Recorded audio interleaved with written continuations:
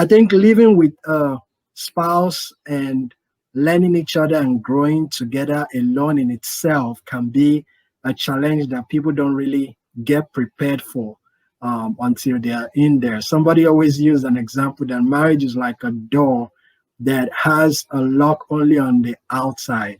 Once you get in, you cannot get out. You can lock it out. And so, yeah.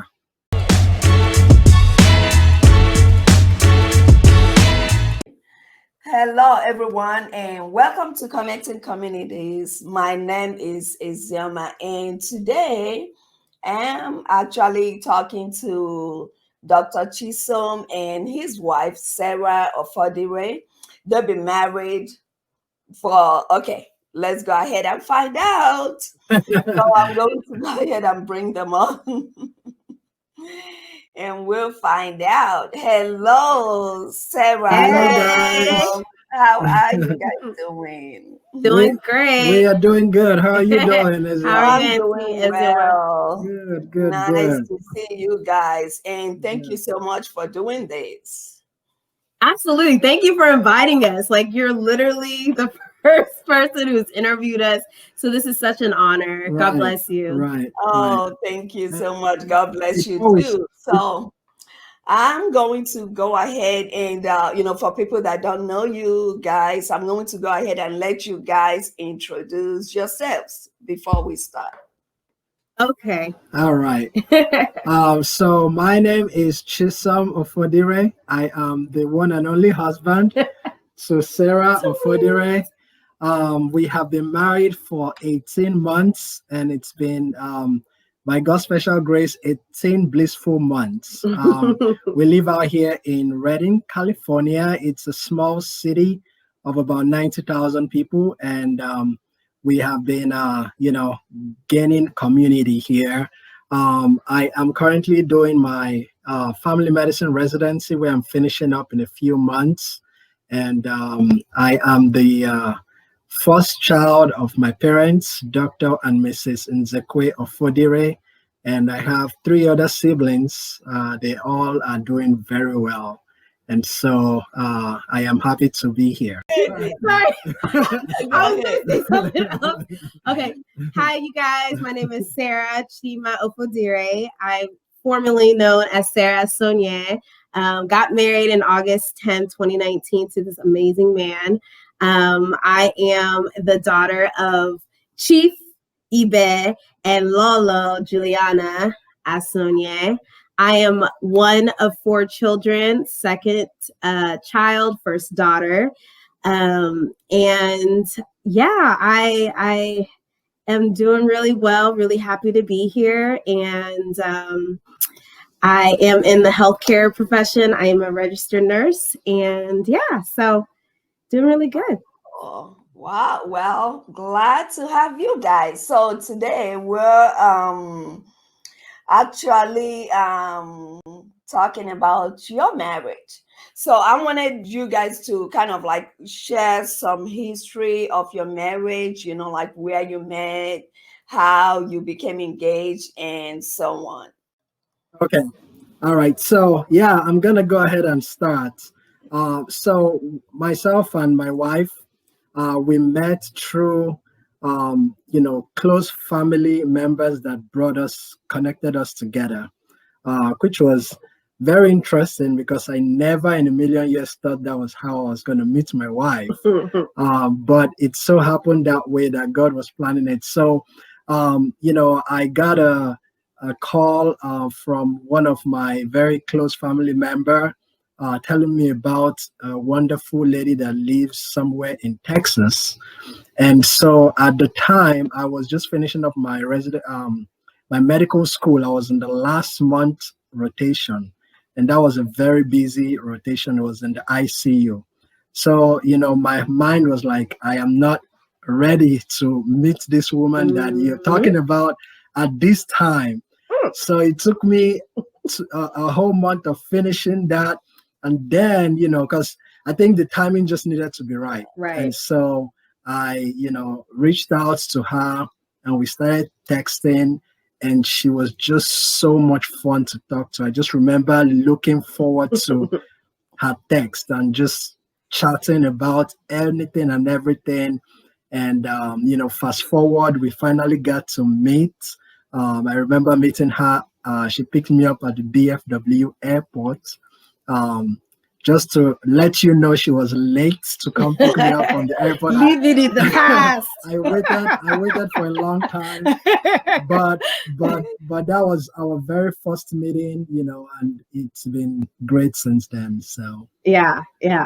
So this is my side of the story.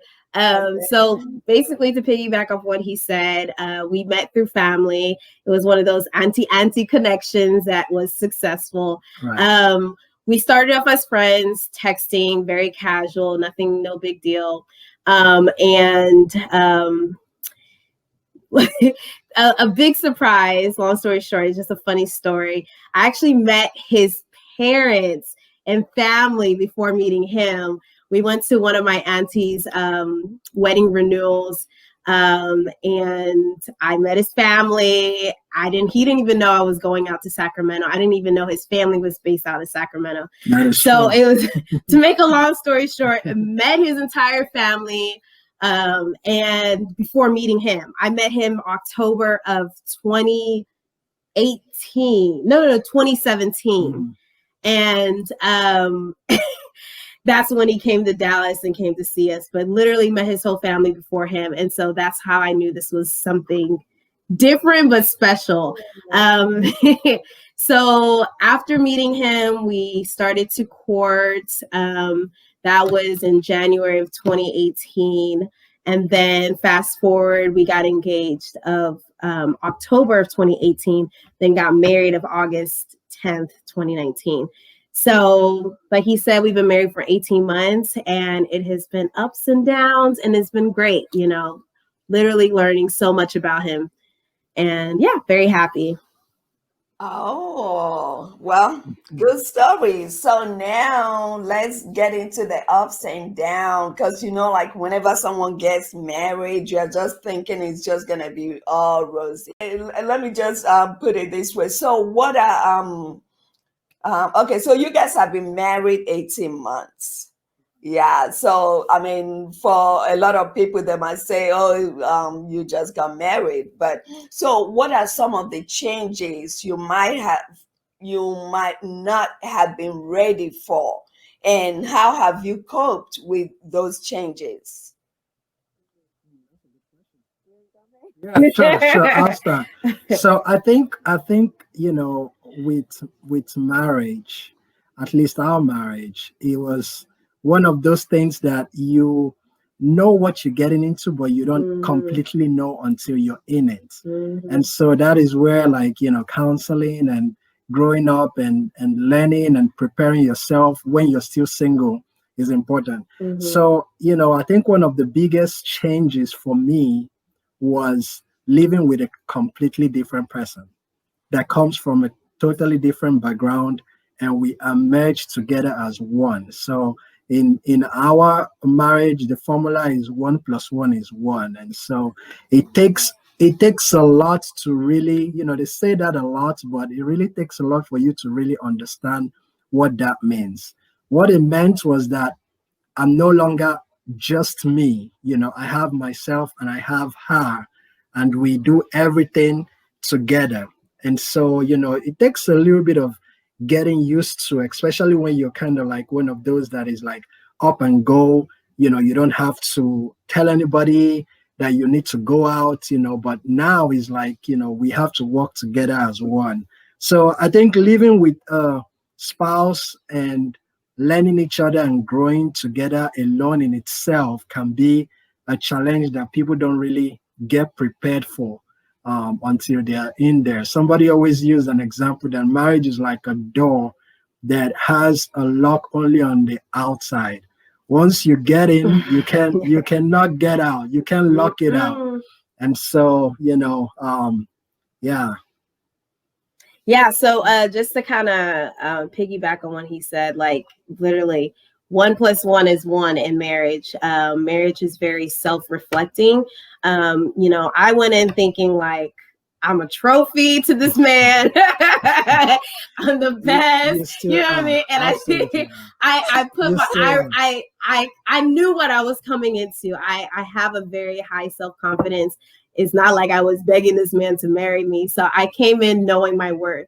And so I think that's important to know going in. I think one responsibility that I don't know if it's necessarily responsibility, but it's just something that what I am is I've always been very nurturing. Being the first daughter of my family, I was like the second mom. And so we've had conversations where I come off sometimes like a mom. And so like he had to literally, we had to have that discussion, be like, okay, you need to back off. I know you want the best for me. I know you like things certain ways, but you have to just kind of back off. And I've learned that. And I'm trying to allow him to be his own man, because at the end of the day, he is the man of this house and of our family. And so I have to respect him in that regards. And so, but yeah, like in everything I do, I want the best for him. I want to see him succeed. I want to see him thrive. And so that's one of those things that I have to find that balance and make sure that I, you know, don't do the most, you know, don't be so extra. I totally agree. And just to add to that, you know, I'm blessed to have her in my life, but that also comes with that, you know, just trying to balance between her being a wife figure and a mother figure. You know, sometimes she's like over caring, and it just sometimes can come off as, okay, you need to back off now. You know, so you don't want me to care for you. You don't want to pet you. I'm the man here. You know, you just have to like that. remember that. Yeah. And so, you know, it takes a little bit of getting used to. And she's the first daughter of her parents, and I'm the first son and first child of my parents. And so we've always grown up just being responsible for other people.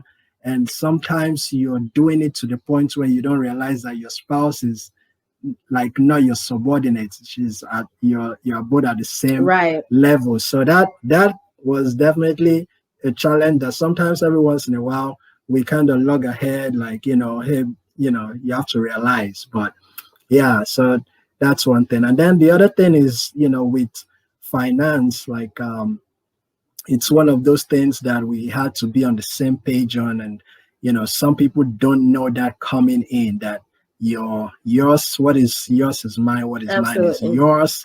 And so there is no selfish, you know, that is something that can happen. So but yeah. Yeah, I really like that. You know, the last part when you said, you know, the finance, because, you know, like most people, I mean, like they said, in a marriage, that's one of the things that couples, you know, fight a lot about. But, you know, like you guys, as young as you are, you know, knowing that going in and then doing it the right way. So that means you're already blessed. Yeah. So I'm going to ask you, what special role has your faith in God played in your marriage? Absolutely. Yeah. So if you know me, you know I'm a Jesus freak. Yeah. I love my creator. He is my sustainer. He's my everything. Literally, if Christ was not the center of my life and the center of this marriage, I don't think that it would last. I mean, in fact, I know it wouldn't last, because literally I have to depend on him for everything. And literally marriage has shown me that since I've been married, I have had to pray harder than I've ever prayed and depended on God like I've never done before, because I'm now not just myself, I'm with this other person. I'm interceding in prayer for this individual, and we're breaking down generational curses. We are on our knees and we're surrendering and knowing that if I want to be the best that I can be and give him the love that he deserves and needs, I have to be poured in. Like I have to have so much of Christ inside of me in order to give that love that he deserves. Because if I'm running on empty, then the love is gonna be empty. Like the grace is gonna be empty. Like, and so just knowing that Jesus has to be the center of the relationship, because that's what keeps it going. That's what makes it function, you know? And so absolutely, I have to, and I think that's a special role. It's just completely depending on God, because it shows me that I have to give my husband grace. I got to give myself grace. Right now, we're still a young married couple. We don't have children yet, but I know that when I do become a mother, it's going to be grace. I have to give grace to myself, knowing that I've done everything that I can, you know what I mean? And so I think God has shown me that more than ever is just giving grace and depending on him for everything. Yeah. And, you know, Chisom, before you say something, I wanted to, there was something that Sarah said, you know, when she was talking about how she has had to pray more, you know, being married, because, you know, sometimes most of the time people feel like, okay, well, now I'm married, you know, it's like I've got this man, it's like I really don't have to pray. But knowing that, you know, like how you say you guys are one, so when she's praying for you, she's praying for herself too. So I really like that when she said, you know, she has to pray more. Yeah, so go ahead, Chisom. Let's hear you. No, just to add, and I completely agree, you know, when it comes to faith, I think I would say that we have been blessed that we come from, you know, God-fearing homes, you know, from her side, and you've been nurtured. You know, everybody obviously is not at the same level of their faith, but it is nice to have that upbringing growing up. But yeah, faith definitely plays a huge role in marriage, in our marriage at least, because it is what sustains that commitment. And it's good. What keeps when you say I do on the altar and the wife says I do, and you're saying it from your own human ability, but really it's the faith in God that just keeps on driving it going forward. And so, you know, there's going to be hard times and there will be rough times, but again, it's that faith in God that you realize. I always call her, and I use the analogy that she is my sister in the Lord. And really what that is that we are both, you know, created in his image, and so we both together are working towards a goal. That's right. And so it's not just a wife, but you're also like a fellow sister that we have to, you know, we have the advantage of you being my wife. We both, you know, go to the same bed. We both come from the same house. Right. And we are also working towards this end goal, right? So it's kind of like that makes you not want to have unnecessary, you know, argument, because you both have this. I mean, the arguments are going to happen for sure. But it just lets you know that this is why we are in this. You know, it gives you a little bit of added confidence. So that's what I believe faith in it really does. And I'm glad that you asked. That's a very good question, Izzy, because a lot of people need to know that even with their own self ability or self, you know, just knowing, because you have learned from this and heard about what's the right things to do in marriage, is like you also need to have that faith in God to see it through. Yeah, and I really like what you said also, you know, like you see her as your sister in Christ. Because, you know, when you see her as your sister in Christ, so that's exactly how you're going to treat her. Right. I really like that. Yeah, so I'm going to ask you, what are some of the things that you guys do to keep your relationship growing? What we do to keep it hot and sizzling. That's exactly the word. I know Sarah was going to get into that. Yeah. What do you do to keep it hot? We're going to keep it G-rated. So no, both Chisom and I were very spontaneous people. We love adventures. So sometimes we'll just pick up and go. Literally, just last week, We just got up in the morning and I was like, babe, we need an adventure. We haven't done anything in a while. So we decided to take a trip to a place called Lake Tahoe, and we had the most amazing time. Sometimes when you plan too much, you get so lost in all the like planning that you just don't enjoy the moment. And so literally when we just picked up and went, we enjoyed the moment, the laughs, the road trip, because it's about 4 or 5 hours away from here. So it was just so amazing. And one of my aunties, before getting married to Chisom, advised us. She said that when you lose the fun in marriage, you lose the fire. You know what I mean? Your marriage is dead, basically, essentially what she was saying. And I think that's so important to make sure that you're always having fun, even if you don't even have to get up and do anything. You could literally be in your sitting room watching a movie, kicking it back, you know, talking about how you grew up and like the things you love and enjoy. So it's just literally, I love this man, but I also like this man. Like, I love being around him. We always have so much fun. I always tell people, literally, when we're together, it's like a party. We just, literally, it is. Like, we laugh about everything. And like I said, if you know me, you know I'm super goofy. So it's just fun. I love having fun, you know? And so, like, those are just some examples. Yeah, no, that's totally, I agree. You know, we just kind of like to, and just get up and try to laugh, and you know, we try to at least almost every day. You know, once in a while, obviously there'll be that one time you wake up early in the morning, you go to work, you come back, like usually. And it's busy and it's tiring, and but most times, you know, just being, I love being close to her. Like, I enjoy her company and her presence. I love that. And so that helps. That helps, you know, that we don't even have to be saying a lot of things, just being close and just understanding each other and things like that. Yeah. But yeah, I agree. We love, you know, road tripping. I like to drive, so that's easy. I like to be a passenger. Of course.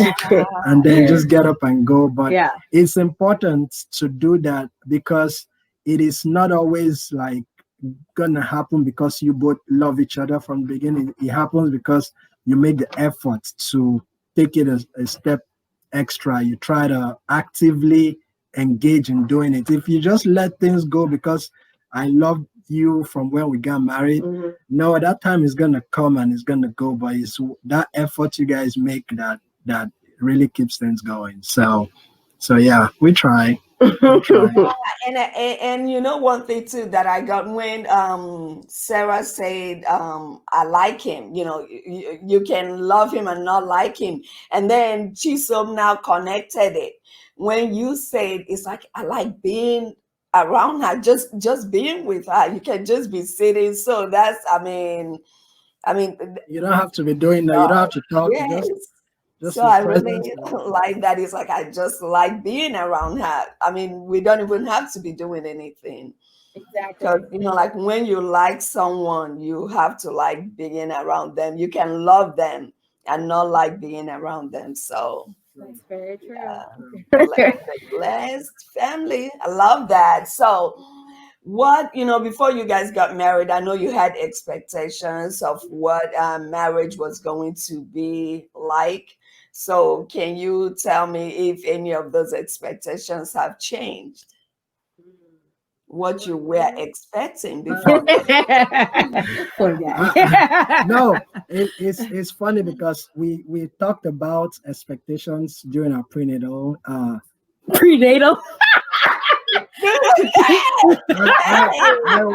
went right into Dr. mode right there. We're not yet there. Oh my God. Premarital. I'm gonna leave that there. When we did our premarital counseling, that's what he meant to say. Yeah, that was funny. But yeah, during our prenatal counseling, he's saying again. You see, no, premarital, baby. No, you can't take that Dr. Parra. It's just in there. Oh, that's good. I am calling that is not as though it is. So, Exactly. It's like, yeah, you know how you call those things that be not as though they right, were. Okay, continue, right. Dr. Chisom. Continue. Yeah. So during our premarital counseling, yes, Yes. we had been told about expectations Yeah. of marriage, and I remember this wonderful pastor that took us through our pre-marital. He said that Sarah, the things that you think you like about Chisom could turn out to be things you don't like when you get married, and vice versa. She's as you would know, in Kem, as I call her, she's very bubbly. She's a goofy person. She likes to have fun and things like that. And I'm more relaxed, more chill, just easygoing, reserved, kind of like that. So sometimes the bubbliness I liked a lot of times. Sometimes I'm like, okay, fine, it's okay. We need to calm these things down. We need to be like normal people right now. This energy is too much for me. So sometimes I have to, uh, to kind of pull my shoes, and sometimes obviously I need to be more engaging just like she is, and sometimes she needs to calm down. So we have that that expectation has to be balanced some kind of way. And the other part of it is that she sometimes can be very emotional, and so with that emotion, you have to learn, what to do, how to balance that out.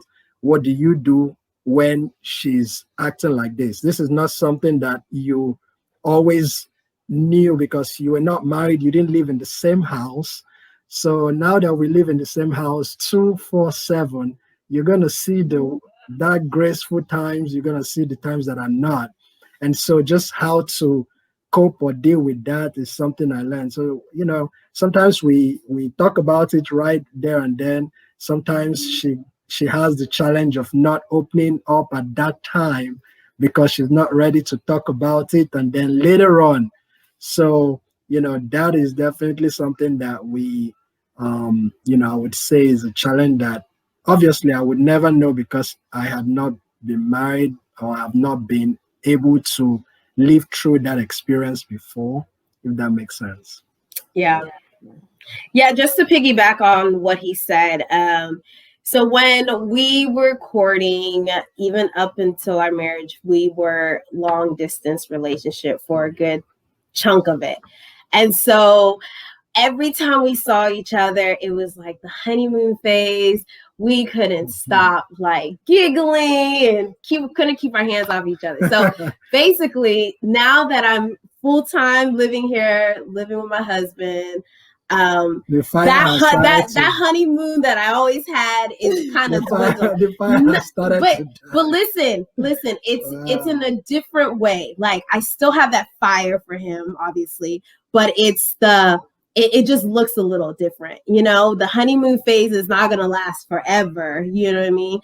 Even though I feel like we still are in it, but it just looks a little different from the time that we were in the infatuation to the love and all that stuff. So yeah, I would say that was one expectation that kind of changed. The second thing I would say was I thought we communicated great. From the time we dated to the time we got married, we talked about everything. But I did realize being here, sometimes I wouldn't be able to communicate all that I was feeling inside, or like he said earlier, I wasn't ready to say everything. And so I would basically think in my head that he's supposed to read my mind and figure it out and correct whatever issue I was having. And I would literally take it out on him, and he would just be like, what did I do? And so that expectation of thinking we were the best communicators, it slowly dissolved after that. But we have worked on our communication so much better because he's like, babe, if something bothers you, just tell me. I don't care how it makes you feel, just say it, because in the end, it does more damage than good. Right. So we've been a lot better at that. Right. And then thirdly, lastly, I would say another expectation is I love that he's so chill. before we got married. And so now that we're married, when he's like too chill, it like bothers me. I'm like, come on, let's pick up this energy. We need to like do something. So basically, and I still love that about him, but he knows that I'm like this, I'm on 100 most of the time. And so but yeah, I'm learning to find that balance. And because of marrying him, I think I've been more of a homebody now than being all up, everywhere. I'm still a busybody. But yeah, that's not going to change. And I definitely would not want that to change. But it's chill. Just, yeah. And I think just to add to what she was saying about, expectation of communication with me, at least sometimes, I remember she sometimes wants me to read her mind and expect me to like know what she's thinking, which I don't know if I have that superhero power. So there was a day there was a day she had a busy day at work, busy day, crazy day. It was just, she just wanted to come home, and she was on her way home hoping that I came back home with flowers. And so I come back home, we were texting through the day, right?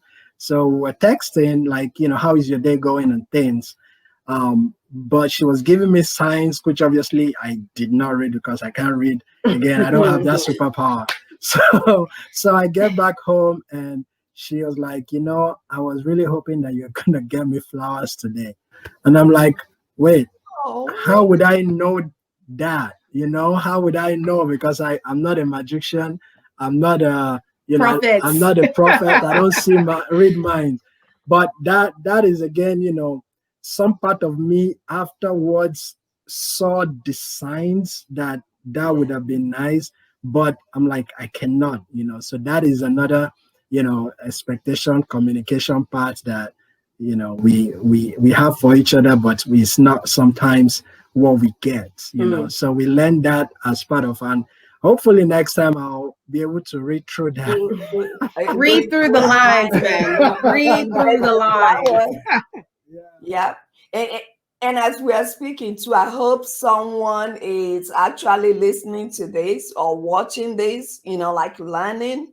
Remember to get her flowers. I mean, it fixes all things. Chisom already knows that. So it's like anytime she has a bad day at work, he's going to get her flowers. Exactly. We'll bring her flowers home. So we already know that. Yeah. And I like that, like we're talking about communication. So it's like you guys are walking through it, because some people wouldn't even want to walk through it, but you are walking through it. So absolutely. And it's a learning process. I mean, like when we got married, before I said this is the woman I want to be with the rest of my life, I said I want to know enough to make that leap of faith, right? But I can never know 100%. So I have to be willing to also learn that part that I don't know, which is what we are all just discussing about. There are still things you're going to learn about her every day. And you should like flowers, but I didn't know that, that flower coming at the end of a work day might make the evening even better. But now I know that maybe tomorrow it will be something else. Maybe it's not flowers, but you keep on learning and doing better. So. Yeah, and learned after that. Yeah, and that's true. Like you said, maybe tomorrow it might not be flowers, it might be something else, but at least you're learning, and that's it. You're learning because some people actually refuse to learn. So this is true. Yeah. Gosh, my goodness. I love talking to you guys. And I thank really you so much for having us. And like I said before we started, I mean, I've been, kind of like just wanting to talk to you guys because I wanted to know how you guys are doing. Each time I see you, like you said, you guys are so cute together, and Sarah is always bubbly. And one thing too that I would say, when someone gets married, like when Chisom was saying Sarah is like just goofy, bubbly, and he's not trying to stop that. He's not, like how, like in a marriage, someone would just try, well, I have to quench that fire. And then Sarah knows that Chisom is like the chill type, and she's not trying to stop that. So both of you are just trying to, to work it out. Yeah. Yes, absolutely. We complement each other. That's absolutely. I agree. Yeah. Yes. And we're so grateful to be on here. I remember I didn't say this, but when I first met you, I have to say this. It was like I heard about you from her, because obviously you've known her since she was a little baby. She was born. Yeah. Look at that. Look at that.